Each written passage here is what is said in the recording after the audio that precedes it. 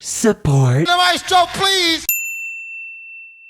First, record rundown post-Grammys, and we don't have a ton of new albums, so I figure if there's a segment where there's nothing new, I can actually do a quick review of what albums we reviewed that actually won Grammys. This'll be for the week of February 1st, 2020. On this day in music back in 1955, RCA released an album demonstrating the first music synthesizer, the RCA Mark II sound synthesizer, nicknamed Victor.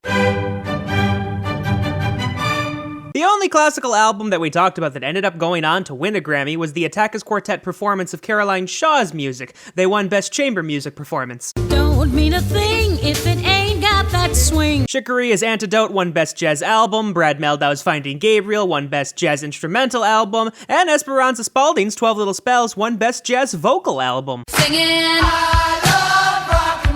We talked about pretty much every rock group that got a Grammy this year. The Chris Cornell tribute album, Gary Clark Jr. had 3, Vampire Weekend won the alternative album, both Tool and Cage the Elephant both got one. It's bigger than hip-hop. Like the letter V, killing everything, play this tune at your eulogy, it's your funeral, prepare to die, this is music for you to be murdered by. Not too long after Kamikaze, and yes, Eminem is still pissed at pretty much everybody, but again, as I said before, when we were talking about Kamikaze, I think that's when he's at his best. Oddly enough, we even talked about the one EDM album that won both awards in its category, the Chemical Brothers' No Geography. And now I need some help from the maestro, please! Yeah, Hollywood is bleeding, but we call it home.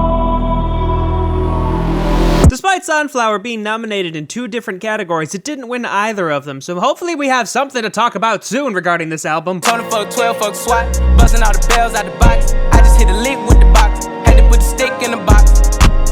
Becoming the second album that we've had to change the song for on this show, because if you didn't notice, yesterday I did upload a pop analysis on The Box, so click that link that just appeared in the corner. I just end up right at the start of the line, drawing circles.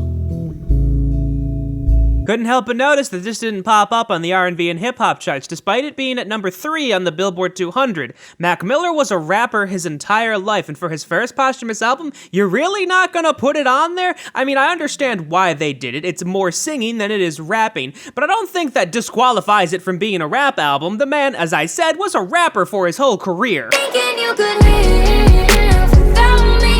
Thinking you could live without me.